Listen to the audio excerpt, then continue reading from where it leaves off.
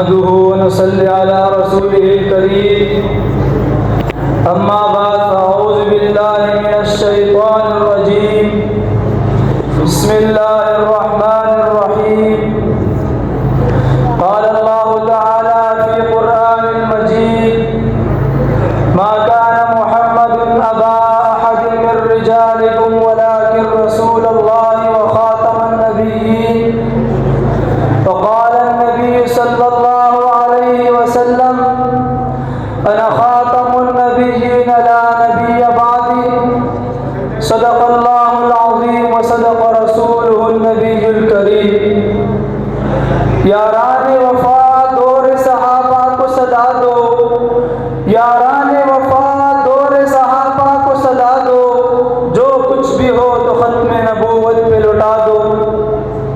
میرے انتہائی واجب الاحترام معزز علماء کرام، توحید سنت کے پروانوں، اصحاب رسول کے دیوانوں اور ختم نبوت پر جان نچاور کرنے والے سرفروش مجاہدوں، السلام علیکم ورحمۃ اللہ وبرکاتہ۔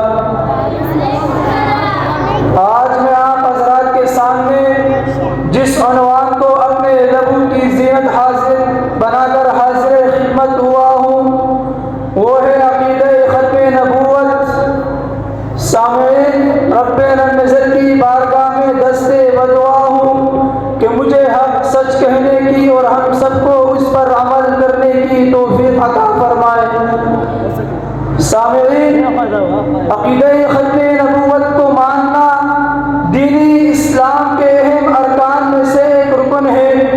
یہ ایک ایسا مسئلہ ہے جس پر پوری امت کا اتفاق ہے کہ جس طرح اللہ رب العزت کے وحدانیت میں کسی کو شریک کرنے سے انسان کافر بن جاتا ہے، اسی طرح نبی کی نبوت میں بھی کسی کو شریک کرنے سے انسان دائرۂ اسلام سے خارج ہو جاتا ہے۔ عقیدہ ختم نبوت پر کوئی کمپرومائز نہیں ہو سکتی۔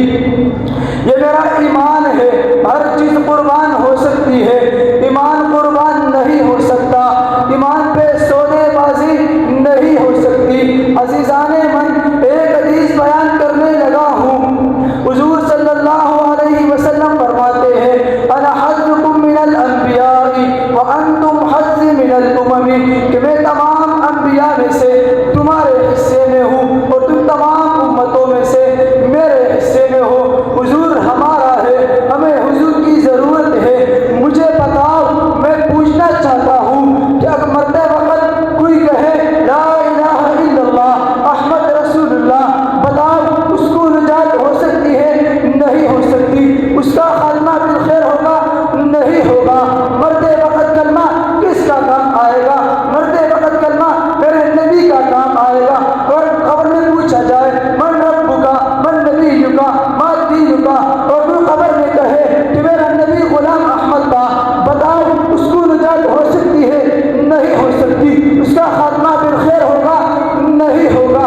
قبر میں حضور کے متعلق جواب دینا ہوگا۔ فرشتے اس کے کہنے پر چھوڑیں گے؟ نہیں چھوڑیں گے۔ قیامت کے دن جھنڈا میرے نبی کے ہاتھ میں ہوگا یا کسی اور کے ہاتھ میں ہوگا؟ میرے نبی کے ہاتھ میں ہوگا۔ قیامت کے دن جھنڈا میرے نبی کے ہاتھ میں ہوگا۔ جھنڈے کا نام لواء الحمد ہوگا۔ حضور فرماتے ہیں کہ آدم علیہ السلام سے لے کر عیسیٰ علیہ السلام تک تمام انبیاء میرے جھنڈے کے نیچے آئیں گے۔ حوض کوثر کس کا ہوگا؟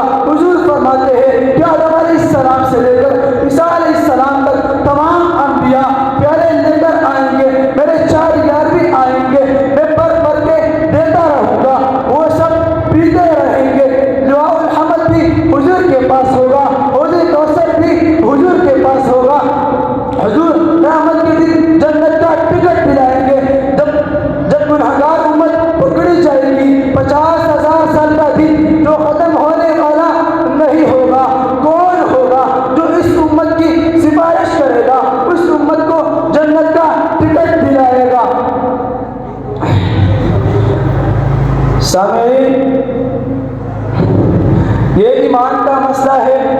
جان جائے، خاندان جائے، ایمان نہ جائے، ایمان ہمیں سب سے عزیز ہے، ایمان ہمیں سب سے عزیز عزیز ہے، ہمیں اپنے جان سے بھی زیادہ مصطفیٰ پیارے ہیں۔ خمینی کہتا ہے کہ اماموں کا شان محمد سے بڑھ گیا ہے، یہ غلط کہتا ہے۔ دوسری جگہ کہتا ہے کہ مجھے ایسے ایرانی رضاکار ملے ہیں، محمد کو ایسے صحابہ نہیں ملے۔ لعنت ہو، لعنت ہو، یہ بات ہم برداشت نہیں کر سکتے۔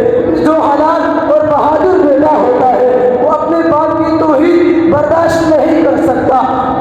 اس کے باپ کی ٹکڑی کو کوئی ہاتھ لگائے تو وہ جان دے کر بھی اپنی باپ کی عزت بچاتا ہے۔ ہمیں اپنے باپ سے بھی زیادہ مصطفیٰ پیارے ہیں۔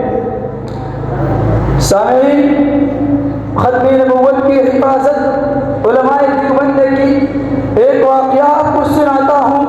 ایک دن عطا اللہ شاہ بخاری نے سر پر پگڑی نہیں رکھی تھی۔ پتہ چلا کہ راجپال نے رنگیلا رسول جیسی غلیظ کتاب لکھی ہے۔ کسی نے پوچھا، عطا اللہ شاہ بخاری آج سر پر پگڑی نہیں، بال بکھرے، حال عجیب، آپ روئے روئے دیوانہ وار کیسے کھڑے ہیں؟ عطا اللہ شاہ بخاری نے فرمایا،